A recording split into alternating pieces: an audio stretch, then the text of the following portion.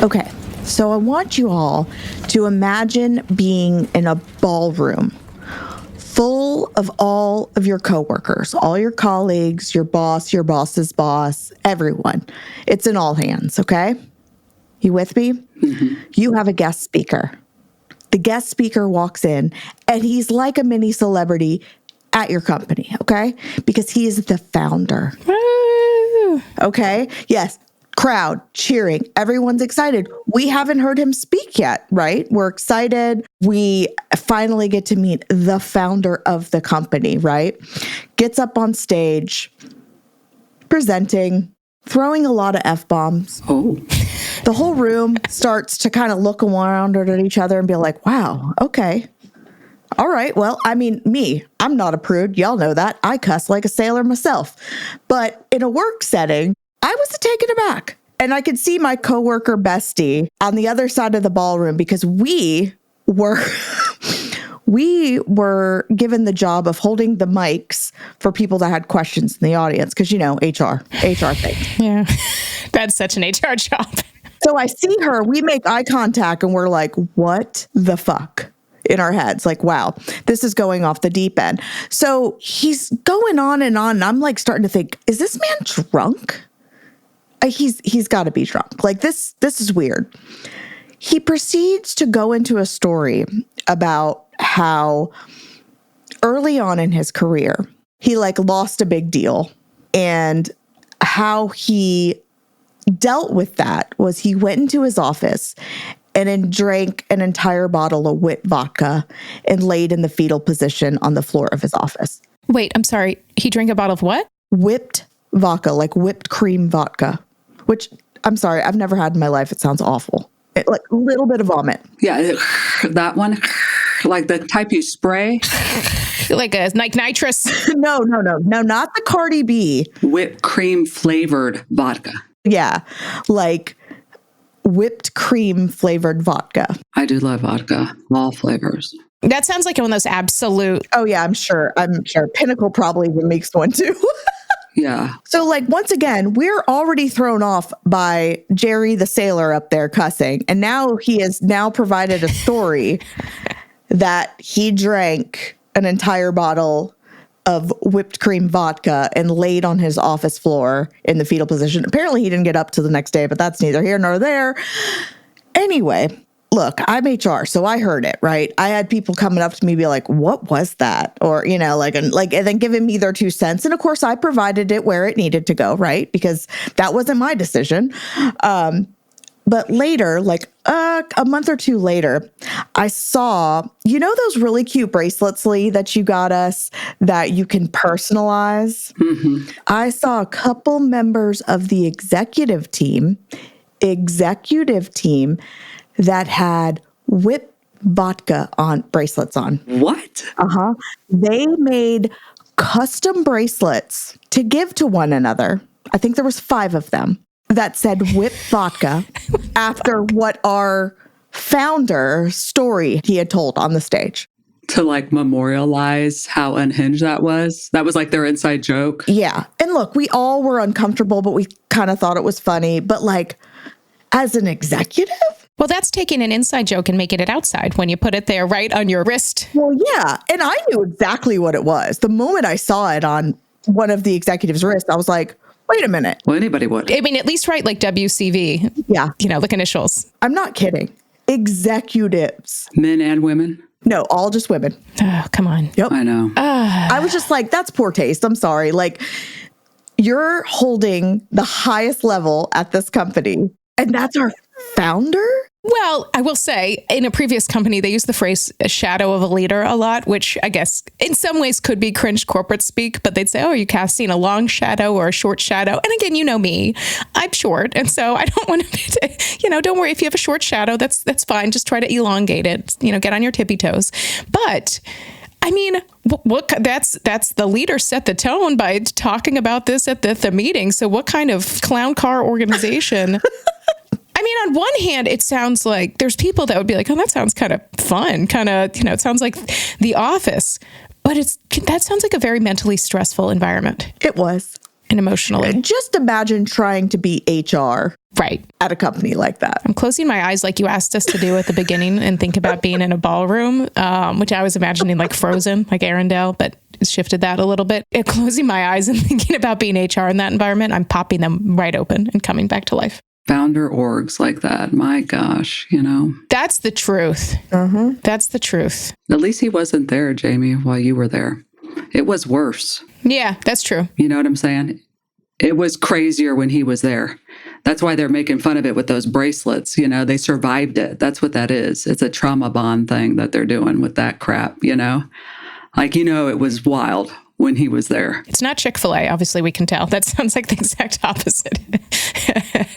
No, I never worked for Chick-fil-A. Oh, man. I do love a whipped vodka, though. I love any vodka. I know I already said that. I just want to reinforce it. Have you been putting off that trip because you're nervous about not speaking the language? Well, don't sweat it. Babel's got your back. Start speaking a new language with confidence thanks to Babel's conversation-based technique that quickly teaches you useful words and phrases about the things you actually talk about in the real world. There's over a dozen languages available to learn at your own pace so you can achieve your goals with material tailored to your individual proficiency level, interests, time, and availability. I don't have any trips planned yet, but I've been learning Italian. I'm mostly Italian, and it is important for me to connect more deeply with my heritage by learning the language. It feels good to understand a little bit more about where I come from, and maybe all those words my mom would say in the kitchen. They were cuss words, by the way. But maybe one day I'll get to actually use those cuss words and what I've learned on Babel in Italy itself. Handcrafted by over 200 language experts, Babel's lessons are voiced by real native speakers and are built with science-backed cognitive tools like spaced repetition and interactive features to fit any learning style. Babel's tips and tools for learning a new language are approachable and accessible. It's like having a private tutor right in my pocket. Studies from Yale and Michigan State and other leading universities continue to prove Babel works. One study found that using Babel for 15 hours is equivalent to a full semester at college. Yeah, that's incredible. With over 16 million subscriptions sold, Babel's 14 award-winning language courses are backed by a 20-day money-back guarantee. So get talking with Babel. I want you to learn another language, so I'm teaming up with Babel to give you 55% off subscriptions, but it's only for our listeners at babbel.com/hrbesties. Get up to 55% off at babbel.com/hrbesties, spelled babbel.com/hrbesties, babbel.com/hrbesties. Rules and restrictions may apply. Long gone are the days of waiting to be seen in a doctor's office only to have that awkward conversation with your healthcare provider. Wisp gives you access to sexual and reproductive healthcare from the comfort of your home. Get treatment for BV, yeast infections, UTIs, and much more delivered directly to your home or ready for pickup at your local pharmacy in less than 3 hours. The best part? Wisp is discreet, convenient, and you don't need medical insurance to receive care or prescription medication. Visit us today at hellowisp.com. Well, thank you, Jamie. God, that is totally freakishly unhinged. We love it. We love to see it. Keeps us employed. Shifting gears if we can, let's do a quick run through of the agenda, shall we? Kick this meeting off formally. Jamie, that hot goss was piping. It was really hot. So thank you. Or cold, or freezing cold, as the case may be. Right, or ice vodka cold. It was whipped. Oh, gosh. Next, we have Cringe Corporate Speak, and that is going to be brought to us by Ashley. Thank you in advance so much for covering that. And then we will shift into our hot topic of today's meeting, which is all things Gen Z work culture clashes. So you may have heard in the news over the last few months about the Gen Z stare. God forbid somebody look at you. But Gen Z, man, what the hell? They want feedback now, career growth yesterday, and want to be treated like human beings. So we are going to turn that inside out What the hell is wrong with those people? Yeah. God forbid. Oh, gosh. Oh, gosh. And then, as always, some questions and comments at the end. Ashley, take it away. Well, my cringe corporate speak for the week originated in part because Jamie, talking about like a CEO, leader, founder, sometimes when your organization, especially your company, is acquiring another one, you like meet the leadership team another, and you can just see they are two totally different organizations. That probably says a lot about the employees. It can be like oil and water. You meet that founder and like, oh my gosh. And that reminded me of a term that I used to hear in mergers and acquisitions, which is Chinese wall. But not like the Great Wall.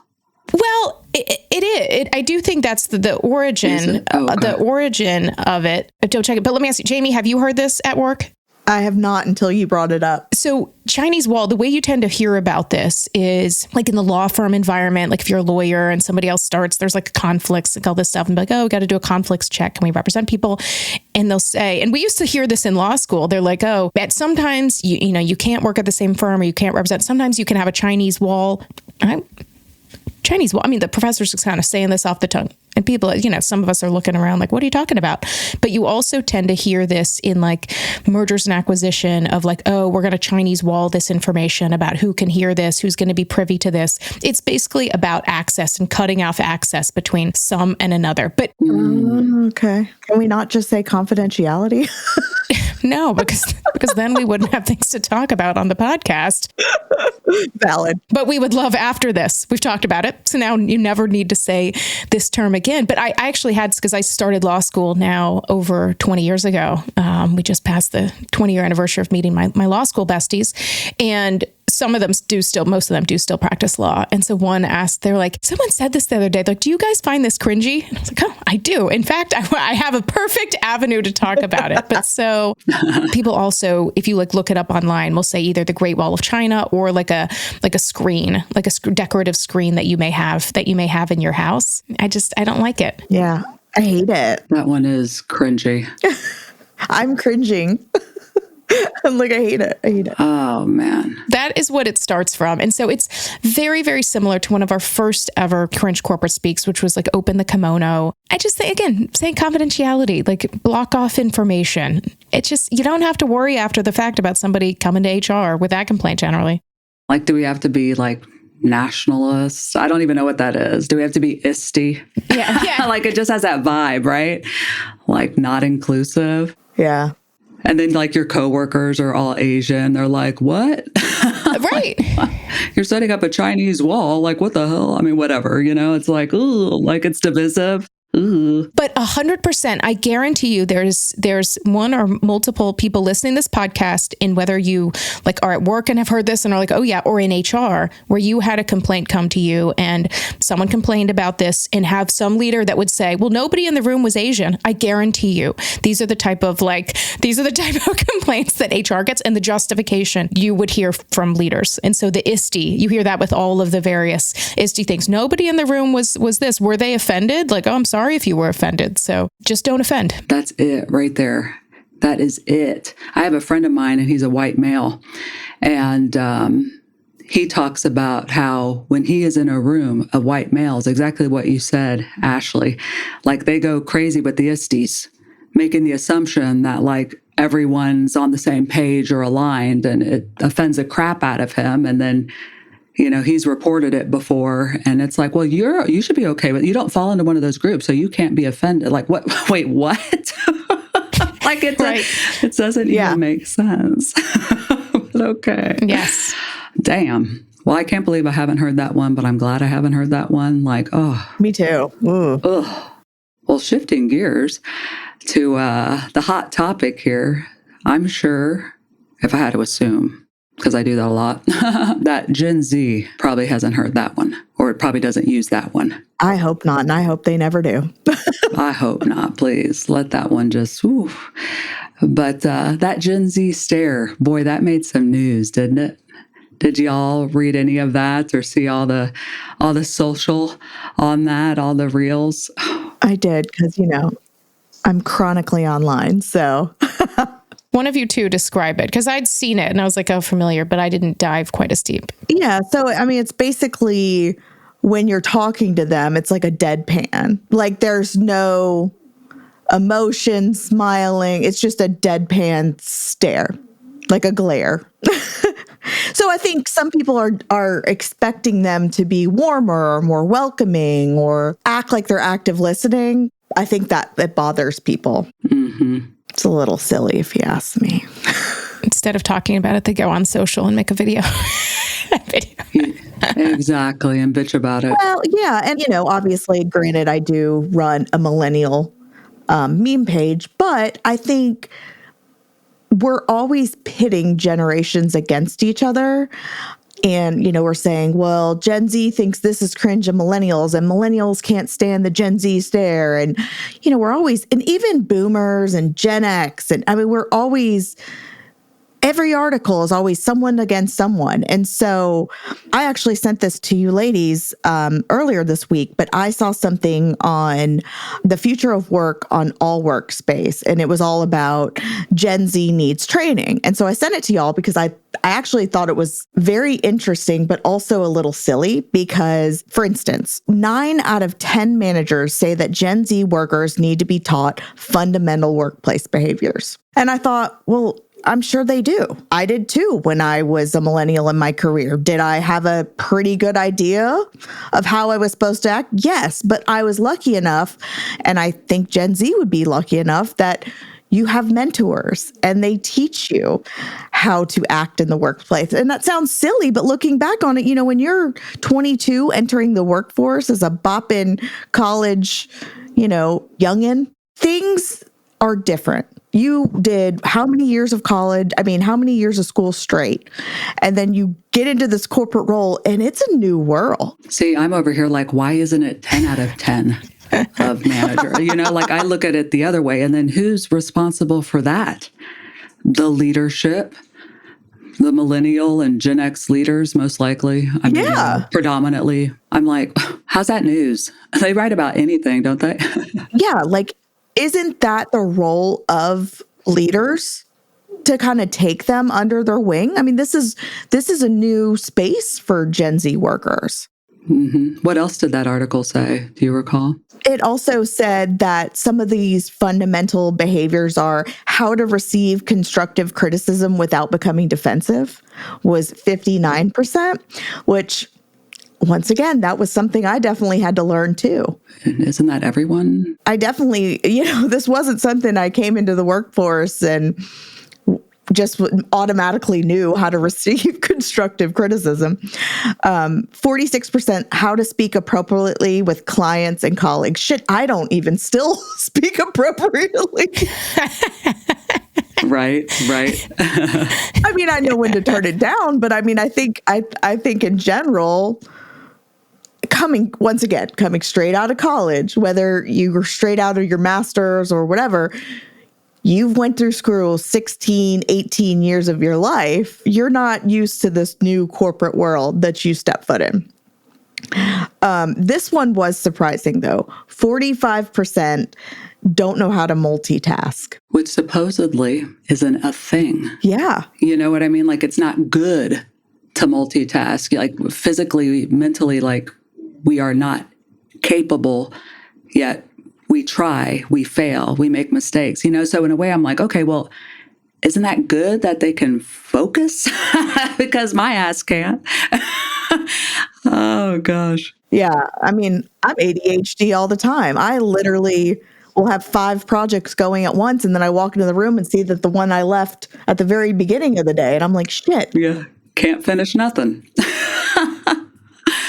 Interesting. What I'd love to see is our education system, and not just like a globally education system. In some obviously some particular schools, but also some geographies I do think are a lot better at teaching people fundamentals. Things like, I'd say balancing a checkbook, but that's all right. Let's that's people are like, what's that? But those skills, I do think some of that's lacking, and I didn't learn that in high school. I feel like we're all of this like elder millennial generation generation where we were some that kind of fell off. And so we didn't have that education. And so I don't know how I learned those things exactly. I'm still probably have not learned all of those things, but my daughter just started high school. And at this high school, we went into a class and they were teaching cooking. And he said this teacher said the last, I think 4 or 6 weeks, he's like, we just teach all sorts of things, like how to tie a tie, how to do and teaches very fundamental skills. And I think in an ideal world, it should start in those aspects. And so, high school education, because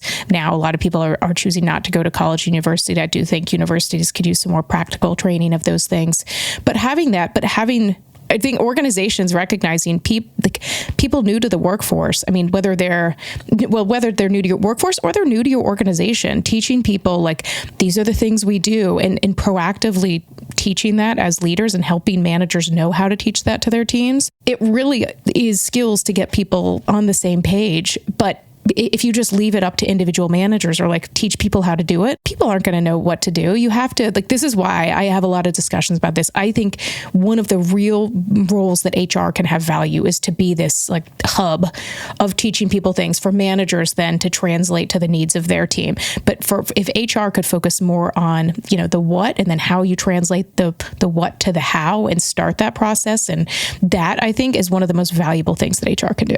Yeah, this one shocked me. Supervisors also report relentless need for reminders around basic work conduct. No one's asking for reminders on how to be. This is where we get into that. 48% is actually prompting Gen Z workers to show up on time. Go get your coffee, girl. And that's where I think me being a millennial manager, a leader, I'm going to let you be a few minutes late. Go get your coffee. Same. I'm going to be late too. I'm going to wait in the Starbucks line. It's a problem if you're in healthcare schools, those things where you have ratios and have those things. And I do think there's managers in those situations that are trying to explain that. I think the biggest gap, and again, this is where I think a lot of managers need to be taught how to have these conversations, is why I do what I do right now, but is that if you're a manager and you just come in hot for someone, they're going to shut down. They're totally going to shut down. But so thinking in what really matters in this role, and how do I explain that? And so if you meet people on their level and it's someone's first ever corporate job, and explaining our general working hours are 8 to 5. This does not mean that I'm going to be at a timer at 8 o'clock. I'm going to have things, you're going to have things. And so there's totally discretion there, but also know if we get to 8:30, 8:45 and I don't see you anywhere, you don't want to be in a position and I don't want to be in a position where I'm having to chase down and be like, where are you? And so sometimes that's not going to matter. I'm not going to walk around taking roll, but if we have a meeting or something like that and you're not able to meet it, just reach out and let me know. And if at some point I look at it and I'm like, oh, you really need to get here earlier, I'll level with you, because my job is to give you skills for this role and your career. And I think if managers had that conversation that's more about building people up than just coming in I know your generation, because I do think there's habits that this generation has, and honestly I think most of them, and this is going to make someone probably call me a boomer, but sound like that, but it's about technology that I think now I'll get in a car with a bunch of high schoolers and I'll have to say all right guys, let's put our phones down, and I want to hear about your days, because otherwise teenagers now and later generations sometimes are just they're used to just being on their phones at all times. And so they go to the workforce and they spend their whole time on their cell phone. And so explain to your manager, yeah, I know you may be used to doing that. This is why you don't want to do that at the workplace. And just knowing people don't know until you teach them. I think when we started the podcast, we really thought it was just going to be us and our mics and our thoughts, but it was actually so much more than that. We were the editor, the producer, the social media manager, the scheduler, the graphic designer. Basically, it's a lot. And don't get me wrong, it's all very exciting. But I remember thinking, I wish there was one place we could go to at least make some of this easier. And that's exactly what Shopify is for business owners.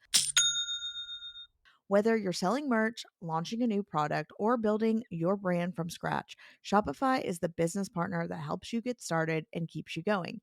It's like having an entire team in your corner, but one that actually knows what's going on. Shopify is the commerce platform behind millions of businesses around the world and 10% of all e-commerce in the US, from household names like Mattel and Gymshark to brands that are just getting started. Get started with your own design studio with hundreds of ready-to-use templates. Shopify helps you build a beautiful online store to match your brand style. Accelerate your content creation.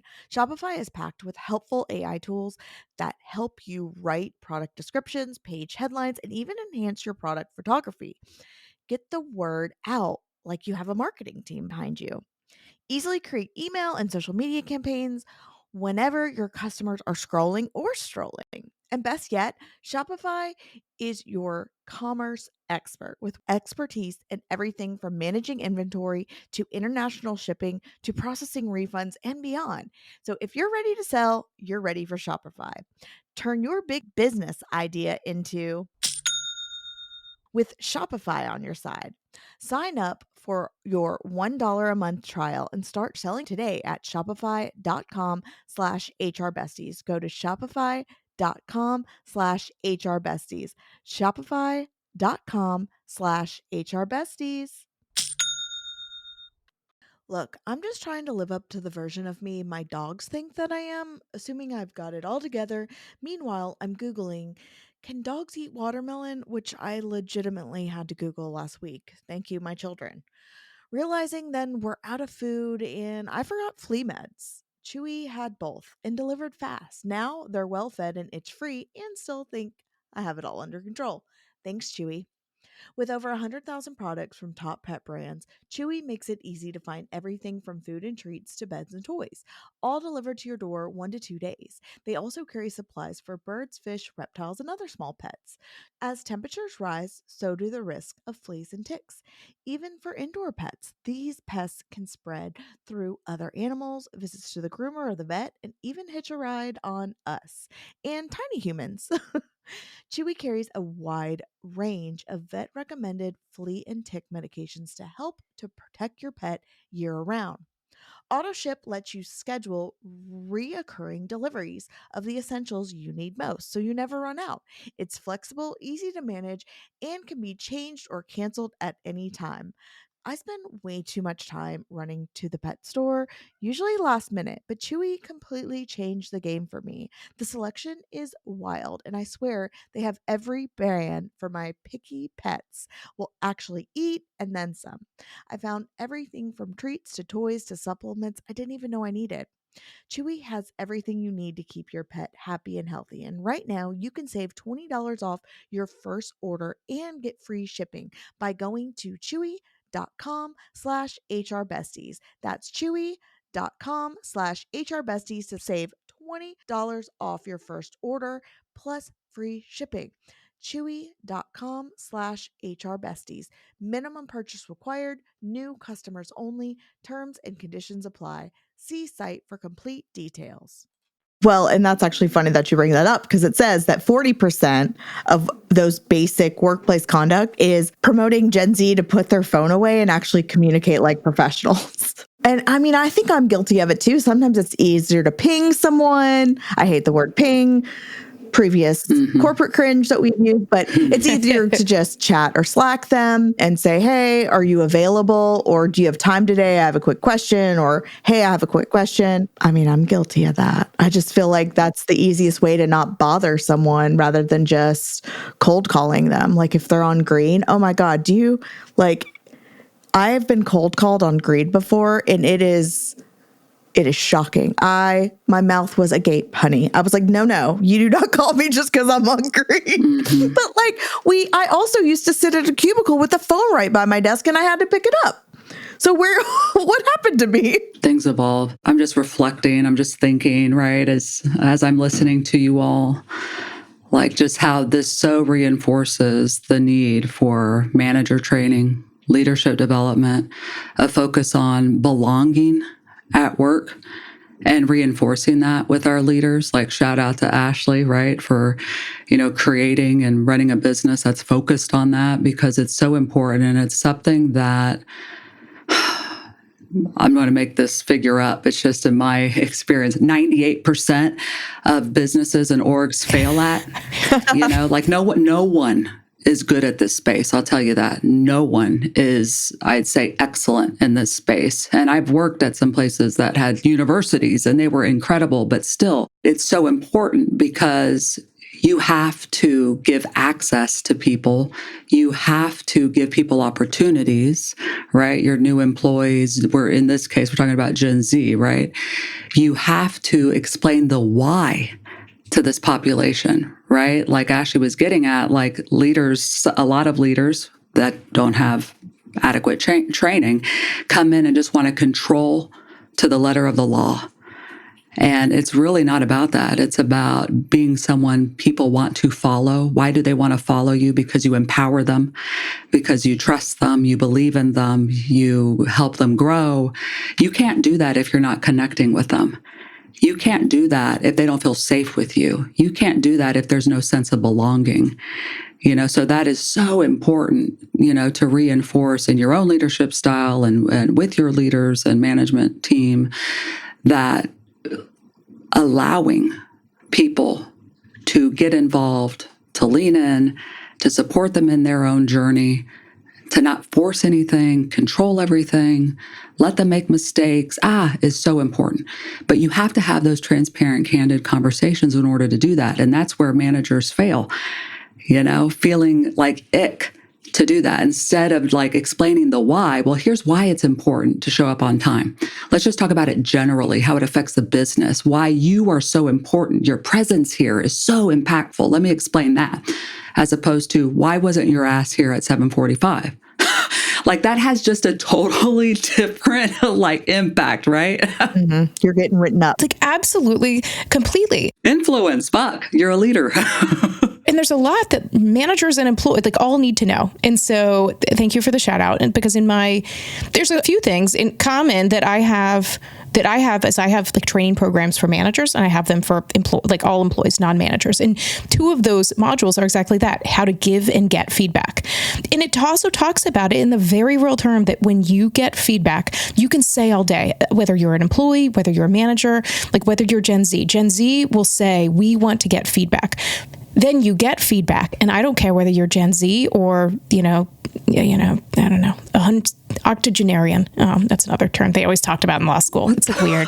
I know. I'll have to Google that later. They'd say the fertile. It's so weird. They talk about the fertile octogenarian.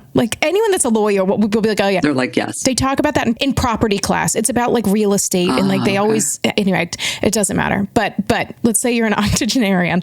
But the one thing in common is you say, I want feedback. Great. Then you get the feedback. If that feedback is not positive, it's probably going to hurt. It may hurt a lot. It may hurt a little. But whenever you're doing something, especially if it's some of the first times, but even if you've been doing it for years, it hurts. And so in the training, I talk about this and say, you're going to say it and you get it. And it's probably not going to feel so good. And part of it is just that recognition, but also this is how you can take it in. This is how you can take a beat if you need to think about it and come back to it. This is how you can effectively give feedback above. And that's probably not going to be in that same moment where you get feedback and they're like, well, let me tell you about you, point right back at them. And it talks about that, how that might be your instinct. And it's because a lot of this is meeting people where they are. And so I like it because this is why I do what I do all day long. But this aspect of Gen Z, I think that there's a lot of behaviors. People see it in Gen Z because it's a bit more visible. It's more talked about, but I think you can see it through all levels, including those people that have been at your organization for decades. Mm-hmm. Well, I've said this before, but shout out to Gen Z for changing my life. And I'm not even kidding. Their impact on the workplace, I feel as a geriatric millennial. You know what I mean? Their expectations, their just mentality shift, what's important to them. I'm like, wow. And we raised those people and we should be proud. That's all I have to say. I mean, wow. Don't forget that if you're a Gen Xer and you're bitching about your Gen Z pop, those are your kids. You know what I mean? Did you do a good job or not? Because that shit was on you. The impact that they're having on the workforce and just like I said, that mentality shift on the importance of work has personally affected me. I look at their example and it has changed how I operate and work. It's allowed for me to even operate different. So I'm all day is Gen Z here, They put up that Chinese wall. Oh, it felt icky saying it. I didn't like it. I've been talking about this girls' trip I'm going on, and it's about to happen. And I have a suitcase full of things I got at Quince. And now my friends do too, because I told them about it. But now I'm thinking, what am I going to need when I come back from the trip? Because soon it's going to be fall. I'm thinking about a cotton sweater, maybe starting at just $40. Well, whatever I get, the best part is everything at Quince is half the cost of similar brands. They work directly with top artisans and cut out the middlemen. So you get luxury without the markup. Quince only works with factories that have safe, ethical, and responsible manufacturing practices and use premium fabrics and finishes. So on this girls' trip, I got a super cute red, long maxi-ish dress. And I've actually worn it before the girls' trip. I know, normally I wait, but I couldn't. And so I love it.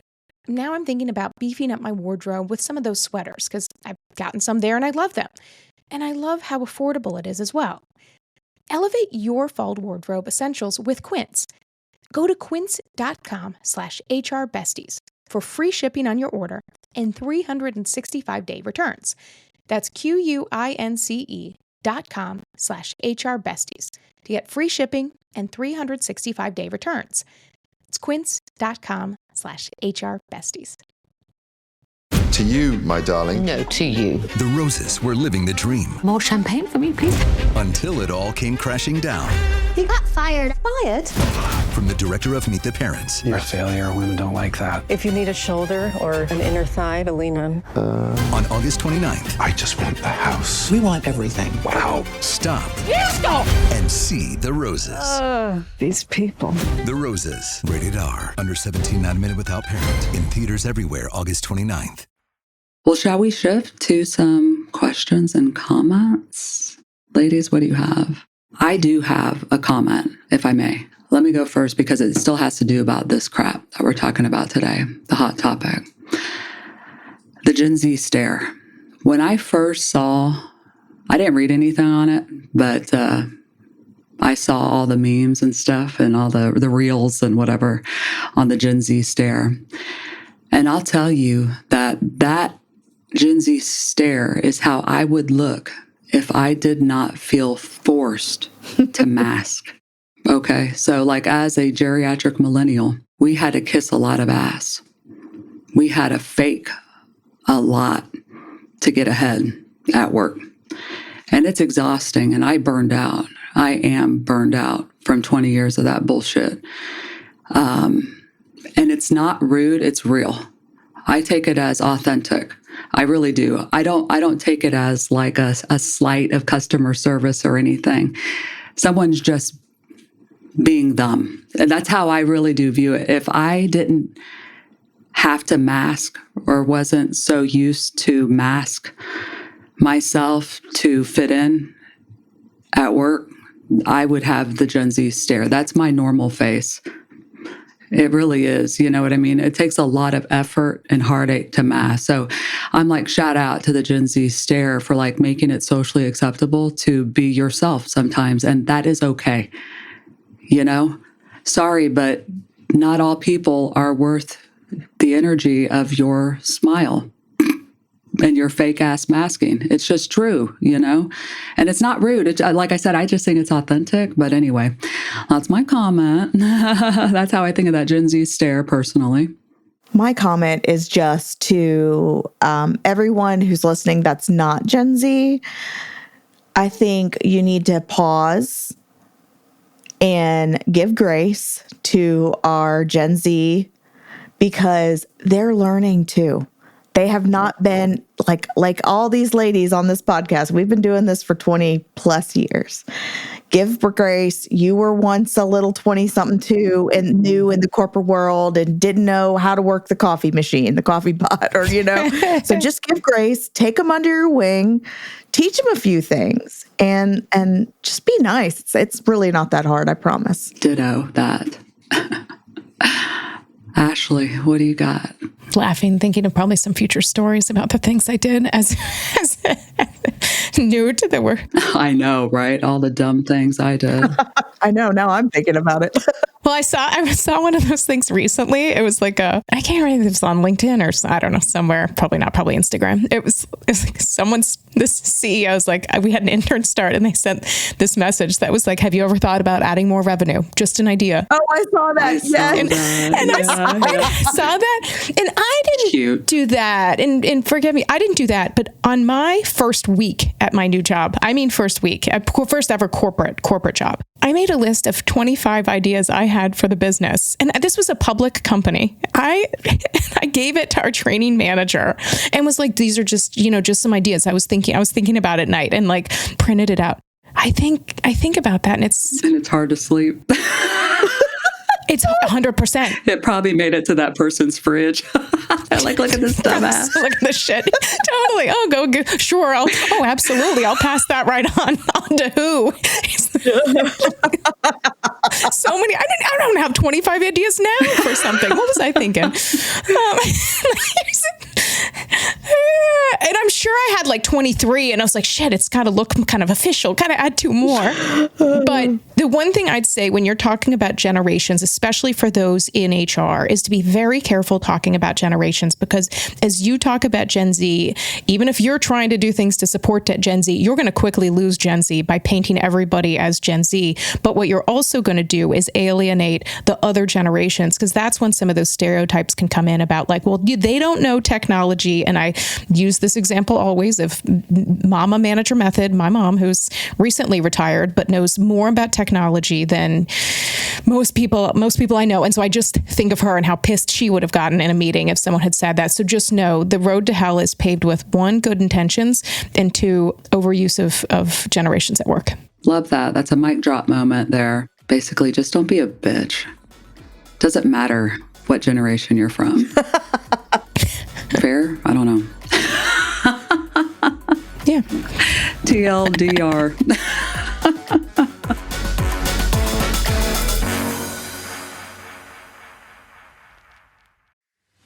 Hi, I'm Tamsin Fidel, journalist and author of How to Menopause and host of The Tamsin Show, a weekly podcast with your roadmap to midlife and beyond.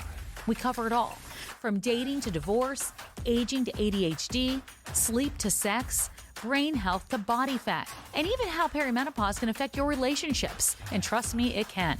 Each week, I sit down with doctors, experts, and leaders in longevity for unfiltered conversations packed with advice on everything from hormones to happiness. And of course, how to stay sane during what can be, well, let's face it, a pretty chaotic chapter of life. Think of us as your midlife survival guide. New episodes released every Wednesday. Listen now on Apple, Spotify, or wherever you get your podcasts.